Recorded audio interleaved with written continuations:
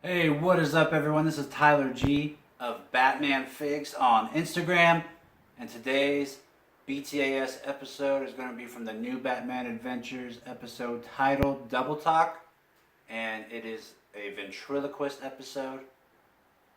And it is one of those episodes where I had to look at the runtime just to make sure it was only a 20-minute episode because so much happens in it that you're like, man, this it really feels like a miniature movie. And um, even though the new Batman Adventures is a great season and it has some good episodes, it definitely does not feel as great as a whole as the original Batman the Animated Series. But this episode is definitely one of the standouts.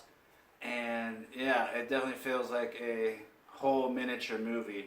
So it starts off with a really cool scene, and it is a dream sequence, and it's a very trippy. It really feels like you're in a dream, and it's a ventriloquist dream, and he opens a cell from Arkham, and he sees freedom and green pastures and a playground, and then he looks back, and he sees a box coming at him, and we assume that the Scarface is in it, his ventriloquist dummy, and Arnold Wesker, the ventriloquist, starts walking towards the green pastures and what looks like paradise to him. And as he's walking, he's noticing that he's not getting any closer. And the only thing that's getting any closer is the box with Scarface in it. And just all that symbology alone, you're like, oh man, this is pretty deep for just opening to a cartoon. Where Arnold Wesker is dreaming of having a normal life. He wants to be back to how he used to be.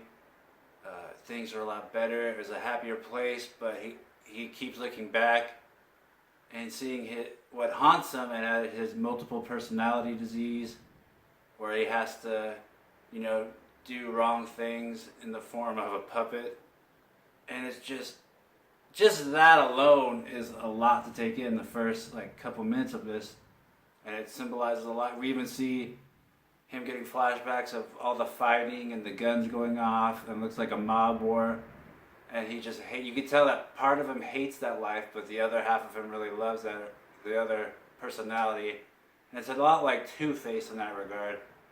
But anyway, he wakes up and he's in Arkham and he gets released, and we find out that Wayne Enterprises has given him a job, so Bruce is taking care of him. They also get him set up in a living facility, like a halfway home, just to make sure he's doing okay.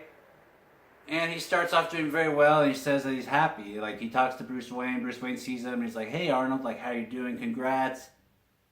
And he said, you should be very proud of yourself. And the ventriloquist says, I am. I'm very proud.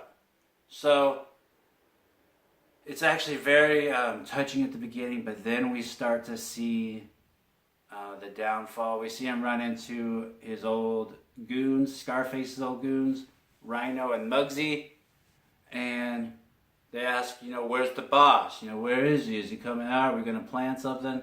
And the ventriloquist is like, get away. That's the old me. That's the old life. I don't want to be a part of that anymore.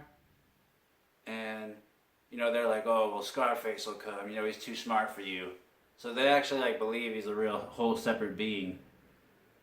But Batman shows up and gets him away. They fight a little bit, and he drives him off.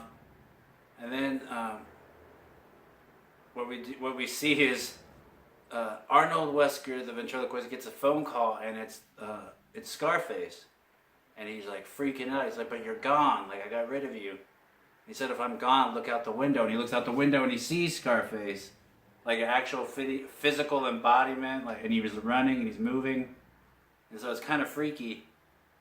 And Batman finds out about this, and he looks for the guy, and he finds out that it was a small person that was hired by Muggsy and Rhino to act like Scarface just to bring out the mental psychosis of the ventriloquist. And it works, and the ventriloquist goes back to he goes back to crime. He finds his dummy, he finds Scarface, and he comes back to life, so to say. And what they do is they go to Wayne Enterprises. They want to get some bonds, so they kidnap Lucius Fox, use his voice to get into them. Batman and Batgirl show up, and from there, like, I won't go too far into it, but the ending is very good. And man, this episode is, they've, along with Mr. Freeze and Clayface, and I said this just a couple of videos ago, I feel like the ventriloquist gets some of the best stories and best treatment. Two-Face gets some too, but overall I like the ventriloquist a little bit better. Story-wise, I think just the concept alone shouldn't work and it should be ridiculous, but somehow they made it work and you actually feel for the character. And overall, it's just a very good story arc, and just the symbolism alone in the first couple minutes of the dream. Man, you don't get stuff like that anymore in cartoons, and it's just a treat. And I know that this is the new Batman Adventures, and so maybe some people have maybe passed over this episode.